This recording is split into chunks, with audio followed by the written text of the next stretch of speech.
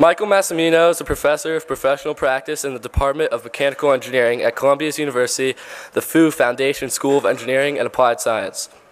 He received his Bachelor of Science from Columbia Engineering and Master's of Science in both Mechanical Engineering and Technology and Policy, as well as his PhD in Mechanical Engineering from the Massachusetts Institute of Technology. After working as an engineer at IBM, NASA headquarters, and McDonnell Douglas Aerospace, along with academic appointments at both Rice University and the Georgia Institute of Technology, Dr. Massimino was selected as an astronaut candidate by NASA in 1996. A veteran of 2 space flights, the 4th and 5th Hubble Space Telescope servicing missions in 2002 and 2009, Dr. Massimino has many accomplishments, including a team record for the number of hours spacewalking in a single space shuttle mission, and the first person to tweet from space. He has also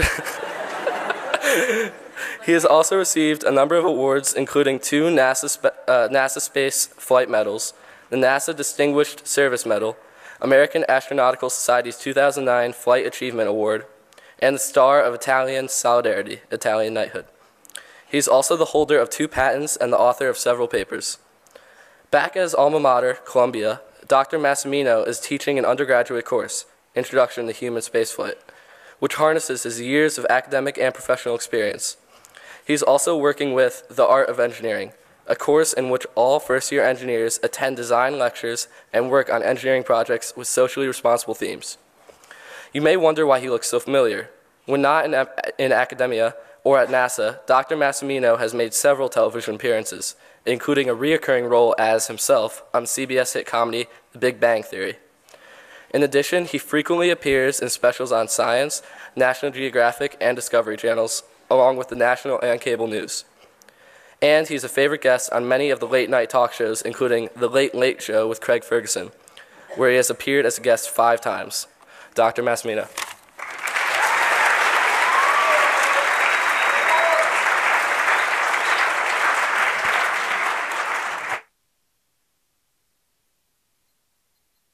Okay, we got the, it sounds like it's working. Okay, thanks Jack for the intro. Nice job. It's not easy to go through all that, keep people awake, and also to pronounce my last name. So thank you very much for doing that.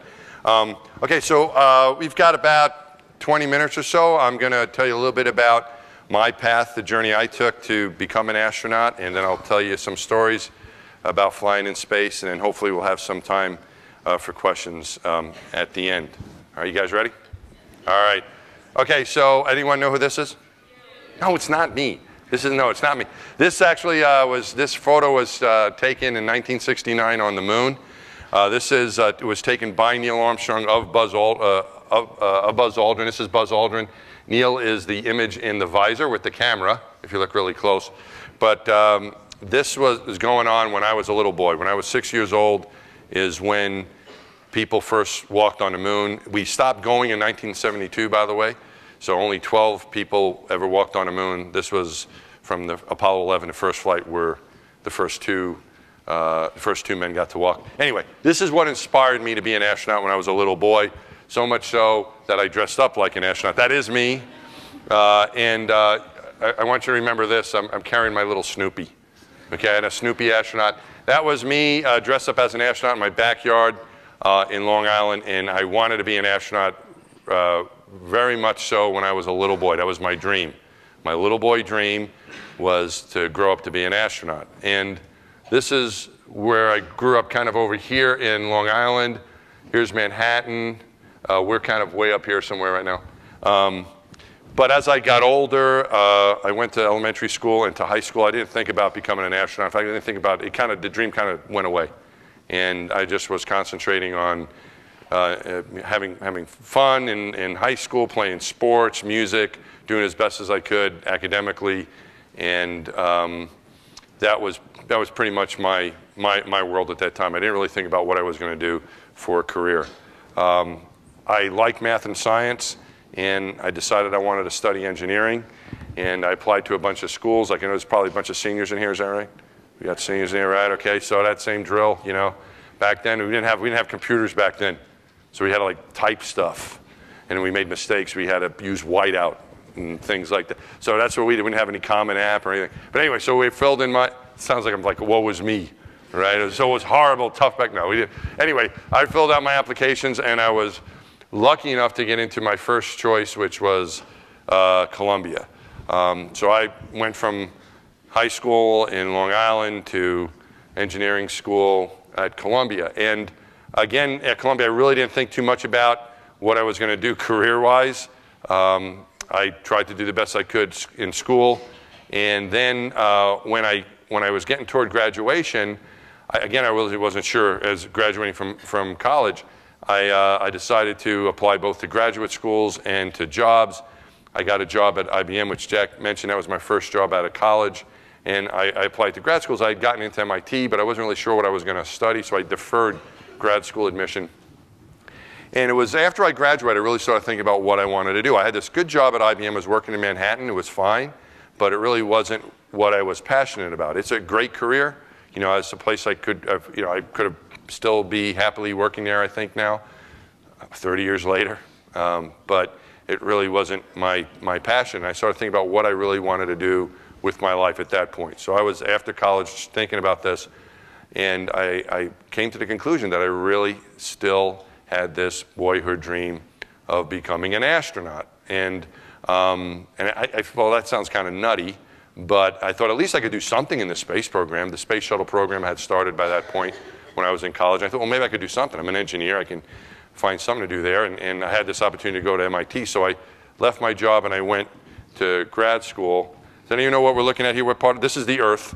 What is the, what part of the world we're looking at here? New England, Cape Cod is right here.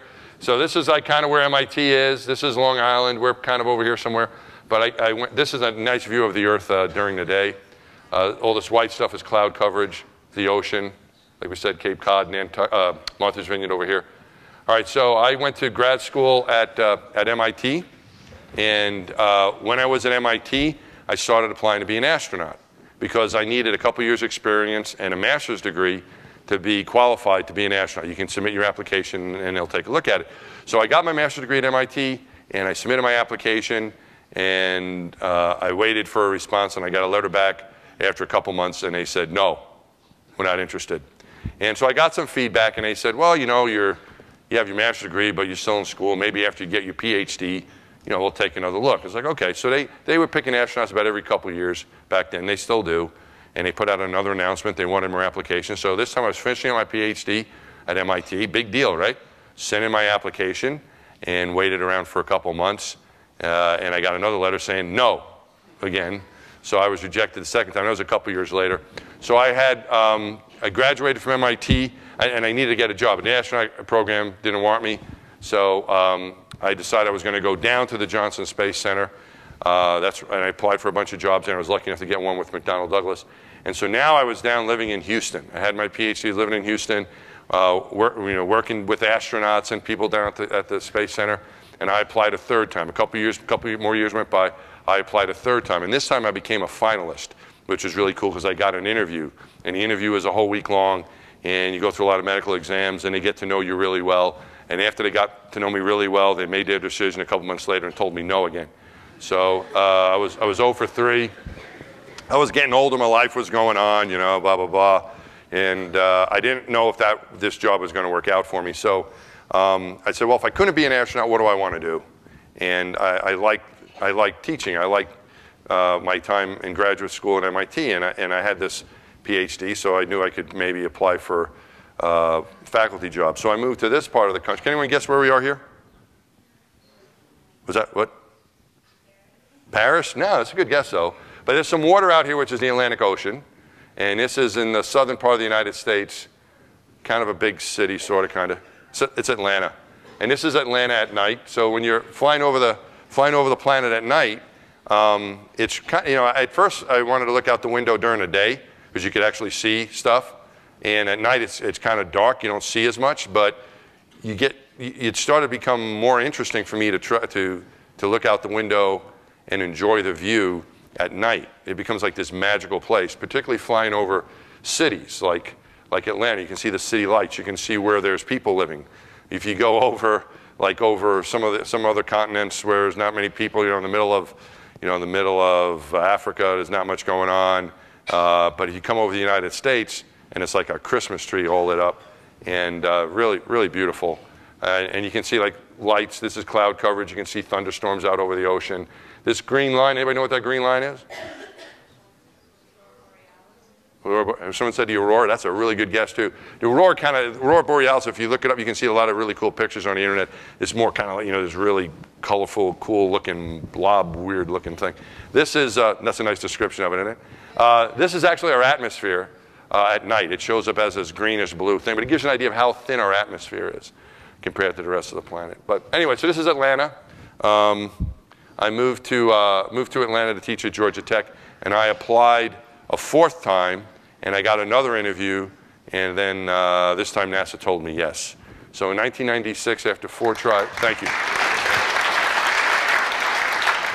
And I will have to point, I don't know if you can pick me out here, but I was a lot younger then. I was only 33 years old then, which may seem old to you, but that was a long time ago. And there I am there.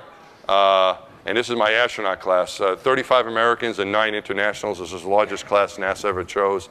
And we all trained. I can tell you, my friend, this local boy, Rick Mastracchio, is a Connecticut boy. He just got an honorary degree from the University of Connecticut. But he was in space a year ago. He was up there. He launched right about now, November, this time of year, and he came back right at the beginning of the summer. But I can tell you stories about each one of these people. So that's my astronaut class. After a couple years of training, I got assigned to my missions. Both of my missions were to the Hubble Space Telescope. You guys hearing me okay? I don't know if I'm keying the mic. You guys hear me up there? Okay. This is where I went for my space flights to the Hubble Space Telescope. I went there twice. This is my crew for my 2nd flight, just to tell you who's, I'm going to show you a launch, and now you'll know who's in the rocket ship with me. That's me there. We're doing a training exercise at the Kennedy Space Center. If you had to get away from the Space Shuttle in a hurry because of an emergency situation, you would go into this armored personnel carrier, and we all got a chance to drive it. Megan MacArthur, who's driving, was the best driver, so we were going to pile in the back, and she was going to take us to safety. Megan she was the only woman on our crew. She's an oceanographer, and then became an astronaut, of course, and was our flight engineer and robot arm operator. I'm back here. I was one of the spacewalkers, teamed up with Mike Good. Well, his nickname was Bueno, his last name was Good. Very creative. He is an Air Force navigator, test flight engineer, and we were spacewalking buddies. John Grunsfeld is an astronomer. He was our lead spacewalker. We had 2 teams of spacewalkers. John was paired up with Drew Feustel, who's a geologist. We had 2 pilots on board. Our pilot, Greg Johnson, was a Navy test pilot. So was Scott Altman's Scooter, who flew the scenes in the movie Top Gun. You guys seen the movie Top Gun? That's him flying when you see, like when it's Tom Cruise flying the airplane, it's really Scooter flying the airplane. And Scooter is a Navy test pilot who was our commander. Okay, so that's my crew. This is a launch.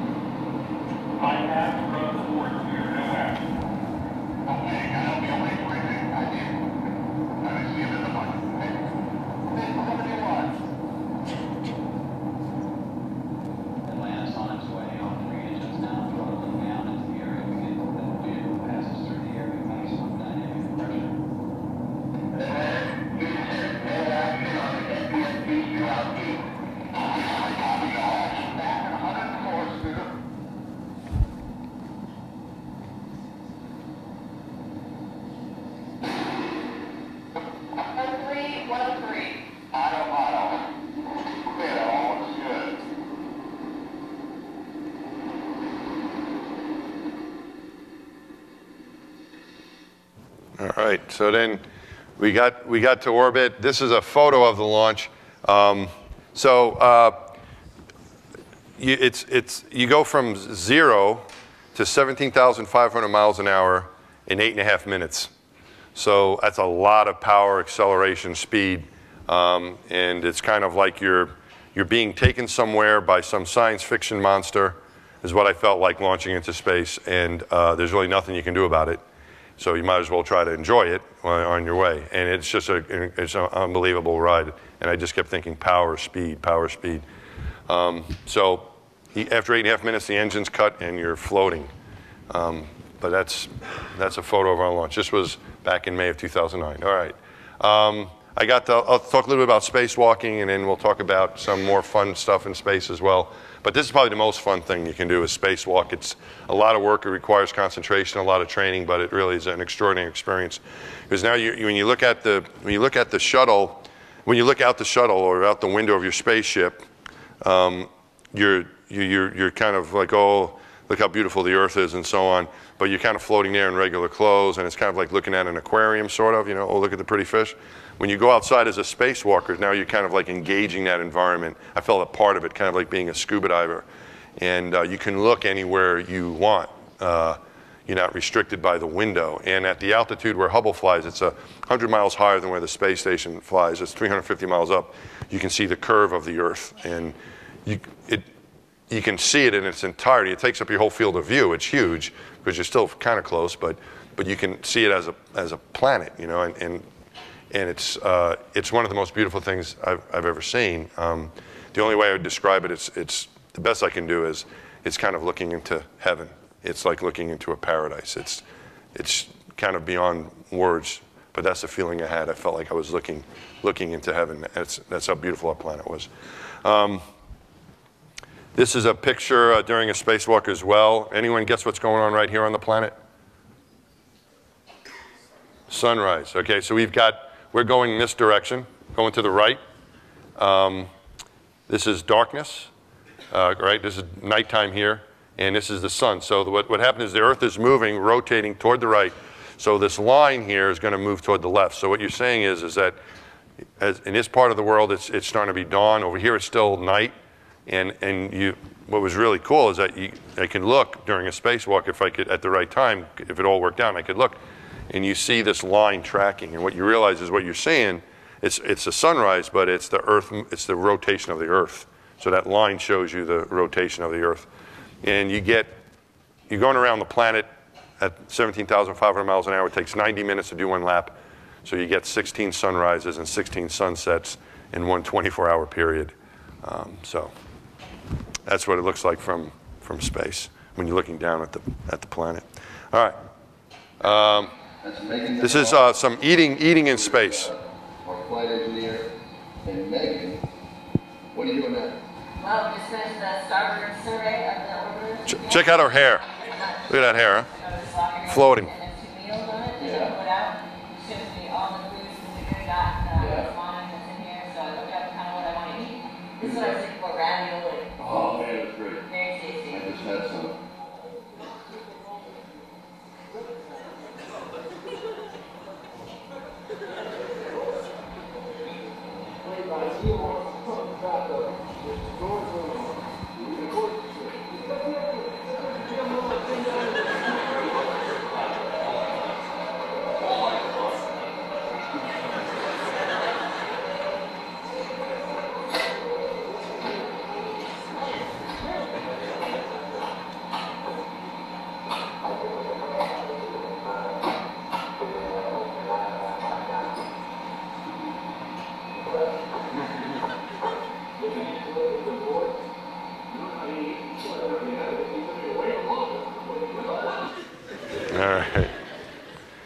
All right.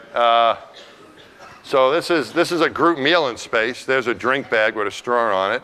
Is my buddy Scooter eating, I'm guessing shrimp cocktail is what he's eating there. That's my back. I'm getting my food out of the drawer. Drew is now drinking something after he made that tortilla. But I wanted to point out too, remember this guy up here? That's my Snoopy. From when I was 6 years old, I brought Snoopy with us, and he was on board with us. So, and I still have him at home. He made it back. too. So that was good. All right. I also took a bunch of other fun stuff. I took my Columbia shirt with me. We were allowed to take one shirt that we could stow and wear, and that wasn't an official NASA type shirt, and so I decided to bring my Columbia T-shirt. I still have that as well, but I was able to pay tribute to the school that got me started on the career that I never thought would end up being an astronaut career when I enrolled in college. Keep that in mind. You might be surprised. Looking back 30 years like I look back, like, holy cow, what happened?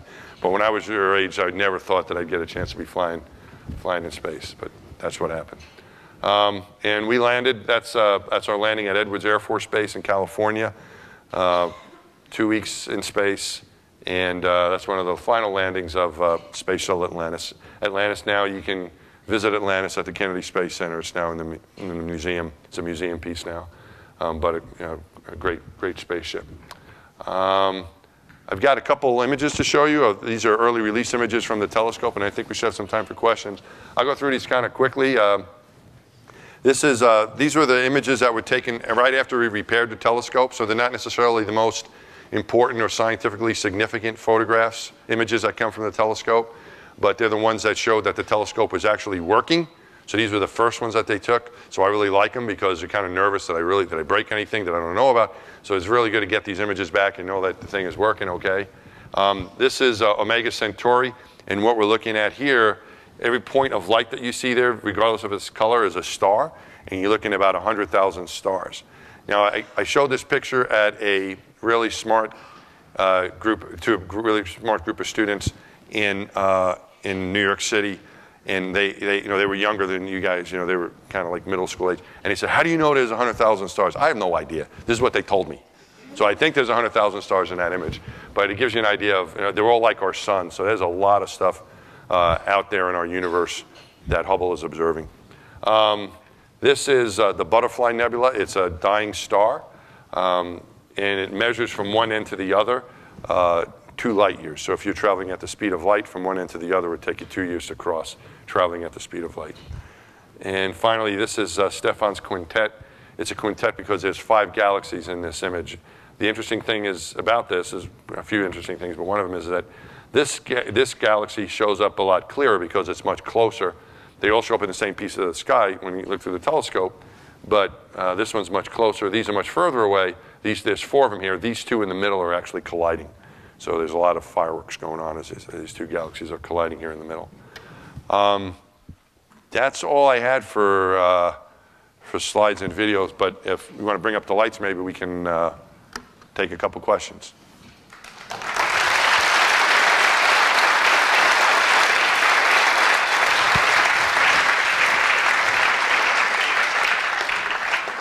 What do we got?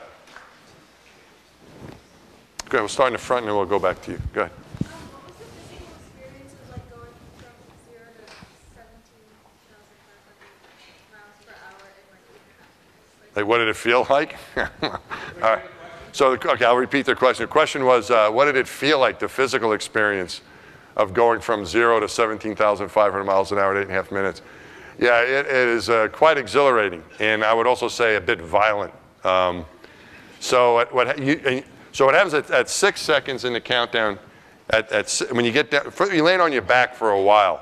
There's a few hours you're laying there on the launch pad, and everything's getting checked out, and you're kind of hoping you're going to go that day because you don't want to, go. You're ready to go, right? So you're all fired up, ready to go.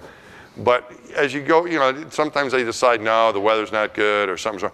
So you're never really sure exactly if you're going to go. But on both my flights, we went on on our first attempt. So I was sitting there, and if it's a couple hours, then it's an hour, then it's 30 minutes. You're like, ooh, we're getting kind of close here. And you get down to just a few minutes, and then down to a minute, and down at and then he started, the 10, 9, 8 countdown thing going on. And you get to 6, and the main engines light on the Space Shuttle. And what that does is it causes the whole stack to move forward. And so you feel this thing, ooh, here we go. So you go up like this, and you come back. And you come back and settle back down at 0. So right at 0, everything's straight again. These main engines are, firing. And then the solid rockets on the side, these 2 big white rockets, light at 0. and you start moving. And it's not like, oh, I wonder if we left, did we go, you know you're going. Before you even go anywhere, you're still like at the launch pad, you're going about 100 miles an hour, and you're just looking at it, you're like, holy cow. So, you're off. And there's a lot of shaking. These solid rockets are kind of like gigantic firecrackers. It's solid propellant, and they kind of run rough. Like a fuel rocket engine is much smoother. But solid gives you a lot of shaking. So he's like, whoa, whoa, whoa, you know, it's like, oh goodness, is this supposed to be happening or not? But you're kind of like, well, it doesn't really matter because I can't do anything anyway. You have all these procedures you're supposed to run in case of an emergency that you realize, I don't think that's going to work. So hopefully everything's going to be okay. But it's just a lot of shaking and rolling, and then at 2.5 minutes, those things come away. And we saw a little bit of that in the tape. The solid rockets go away, and they land in the ocean, in the Atlantic, and they get fetched by a boat and brought back in service, and they would use them again. They don't use them anymore now. The shuttle program's over, but then you keep riding. The main engines will remain burning for another 6 minutes or so, and so you're still humming along, and then you finally get there. You get to where it's what they call main engine cutoff, MECO, and boom, it all stops, and then you hear a loud bang, which is the external tank. The orange tank separates, and then you kind of feel that go away. You hear the noise inside. It reverberates through the spaceship, and then everything's quiet. After all that violence and speed and motion, it's like, ooh, what happened? And it's like really eerily quiet. The only thing you can hear, you just hear like some fan noise in the background, and I felt as if. Once the engine's cut, I felt my brain perceived as if I was moving forward. I really didn't move anywhere. But what happens is you're no longer being shoved up into space. And so your eyes, your head kind of says, okay, now I must be sitting up because you're in a chair, even though you're on your back. It's kind of weird, but your brain thinks, okay, now I'm sitting up. And so it seemed like the whole room the spaceship kind of just moved forward like this. And then it was really quiet. And I watched the movie Apollo 13, and Tom Hanks took his helmet off and floated it in front of him. And so I did that. I took my helmet off and I put it in. I was like, wow, it floats. But that was okay. I had my comm, this comm cord was attached to it, so it really couldn't go anywhere, just like floating right there. So then I took my gloves off, because that's what he did in the Apollo 13 movie. So I took my gloves off and I floated that one there. And I took off my left glove, and I floated that one there. And then I couldn't find my right glove because it had floated away. So I realized this probably isn't such a good idea. Let's keep things under control. And then you get up really slowly and you start floating around. But that's what it was. It was a very unique experience. The question, the man in the white there.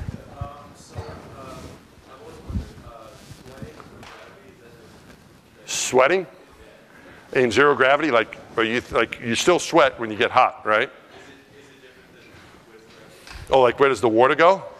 Yeah, so, okay. This is a good question because a fluid, not just sweat, but any kind of fluid, use your imagination. But let's stick to water, okay? So water, don't use your imagination too much. Water will, a blob of water, okay, which can come out of your drink bag or out of your, whatever, hygiene hose or anything. If it gets loose, it can cause a problem. But it doesn't fall to the ground like you take a glass of water if you could and pour it. It's not going to go anywhere. What it does is it has surface tension. So the surface tension is the only thing that keeps the liquid together because there's no other force working. Gravity is not there to make it splatter. So globs of water will float around. Okay, you can have fun with it if you're really careful. Like have a big blob of orange juice and then stick a straw inside of it. My friend Garrett Reisman had this great idea where he got a big blob of water and he had those Swedish fish, those little candy fish things, and he stuck it inside and he had the thing floating around in there like it's an aquarium. So this is what astronauts do for fun. But you got to be careful with this water because if it hits something, it will splatter, and if it hits electronic equipment, it'll cause trouble. But as far as your sweat goes, it's usually absorbed by your clothes like it is here, and you don't want a lot of it. You don't want it getting around stuff. So when you exercise, for example, you have your exercise clothes, you have a towel when you clean yourself. So your exercise clothes are full of sweat. You put those out to dry. There's constant fans circulating to take the water out of the atmosphere.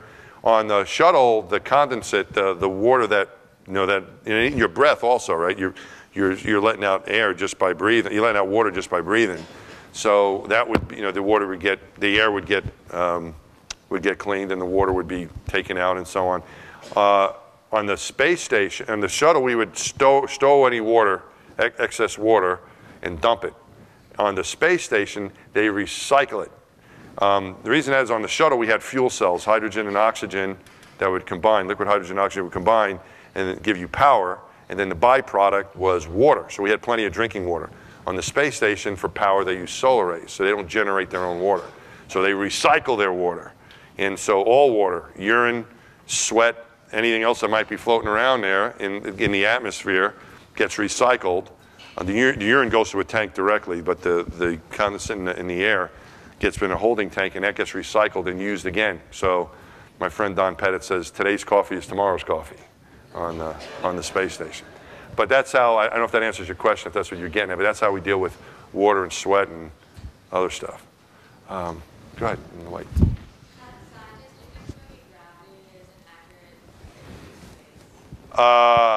So a question was, the movie Gravity, is it an accurate depiction of space? I think it was a beautifully shot movie. I mean, it was all computer generated. So I think it was just, it showed the beauty of space very well. And they used, they started out at Hubble, which is where we were. The director used, there was an IMAX film made on our flight, and he recreated those images of the Hubble exactly. So the Hubble, the shuttle inside of the space station, all that stuff is really accurate. The beauty, the awe, the awesomeness of being there, I thought was very well portrayed. The two things I would say that weren't, number one, like at the beginning when they're doing their spacewalking, they're like kind of hot dog and the guy's flying around and doing you don't do that. You're kind of really careful because you could cause some trouble for yourself if you're that cavalier about it. So, but it was a movie, but it was pretty. I thought George Clooney was a very cool astronaut, by the way. So, but there was a lot of hot dogging going on. We were a little more professional about it because it needs to be kind of a dangerous thing you're doing. And then the other thing, the way you can't go from place to place like they did. They went from, I mean, you could get hit by rocks if that's what you're asking. Stuff can get you. That was a lot of stuff that came and got them on that. I'm not ruining the movie for anybody, right? It's been out for a while. So they get hit by a lot of debris. And not rocket, I guess it was satellite debris or something. But that can happen. You got to watch out for debris that could cause damage. Not that much. I mean, they had a big problem. But the idea of going from place to place like they did, they went from Hubble to there's a space station, let me go over there. No, that's not going to work. It's impossible to go from place to place like that. You can't do it. In fact, on our flight at Hubble, you needed a rescue plan. When you go to space station, if you go to station and your shuttle doesn't work, you could stay on space station. At Hubble, you don't have any life support. I don't know, you guys following my argument, what I'm talking about here? No, but I'm trying to make a point that you could, if you got stranded in space on a space station, it's not a big deal. I mean, it's a big deal, but it's not that bad. But if you got stranded in space at the Hubble, like, what do you do? So it was impossible. It was not an option to go to space station like especially like, she was like flying a little jetpack or something, and she took out a fire extinguisher another time. I mean, no, it's not going to work. You can't do it with a rocket ship. It's easier to go back home and relaunch yourself. So that was all, that wasn't accurate. But I liked the movie, though. That was cool. Go ahead.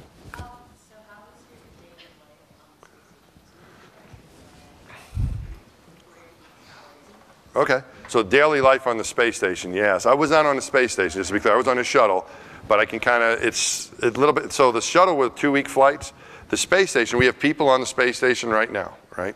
And we've had people on the space station every day. We've changed them out every 6 months, so they're not there for the whole time, but we've had people on the space station since the year 2000, right, October of 2000. So, they're up there a long time. So their daily routine is it's more like, sort of like regular life. In other words, they get weekends kind of off. They have a half day on Saturday. They give them Sunday off. They have holidays, they can celebrate holidays and this kind of thing. It's kind of like more of a routine sort of deal. They get time off. On a shuttle flight, you really didn't have any of that. It was like, we got you guys for 2 weeks. You're working every day. We'll give you some time off because we don't want to over-fatigue you. but it's a different. It was a kind of a different format. And your and on the shuttle especially, and on the station as well, it's pretty well scripted. So you'll have, you wake up, you get a wake up time, right? And you get woken up if you're not already awake. They used to wake us up with music, and each day was a different song for each crew member. You got every crew member had their wake up music. My wake up music was New York State of Mind by Billy Joel. So I knew that song was playing. It was my wake up day. So anyway, so they wake you up, and then you have a post-sleep period, which means time to brush your teeth and eat breakfast, and go to the potty and get dressed and do that stuff. So you have about a couple, an hour and a half, 2 hours to get ready or whatever, and then your day starts, and pretty much every minute is accounted for from the time that your day starts until it's your pre-sleep period, which is when you get ready to go to bed again. And they'll have time in there for meals. There's going to be an exercise period in there as well, so you can get some exercise. And then there's your technical tasks, which could be, in our case, it was mainly rendezvous with the telescope, inspect the space shuttle, and spacewalk. So our daily routine for the spacewalks was get up, and if you're outside spacewalking, you're going to have to get dressed and get some biomed sensors on and put on your spacesuit and do all that stuff. And if you're not spacewalking, you're going to help your buddies get ready to spacewalk. But everything is, you do everything like you do, and you'll exercise, you'll clean yourself off after exercise, you'll get ready for bed at night, you'll eat your meal. Generally, like lunch is kind of whenever you can, but just about everyone's eating like breakfast together, and then you pretty much eat dinner together every night too, which is kind of cool, floating around, eating together as a crew. And then it's time to go to bed, and you do your routine again. You get set to go to sleep. Good. I think we don't have any time for more questions here. But astronaut Mike Massimino will be in the back of the room briefly. So if you're free, if you want to come in and ask some more questions, I know you have a lot of questions. Please do that. All right. Good luck.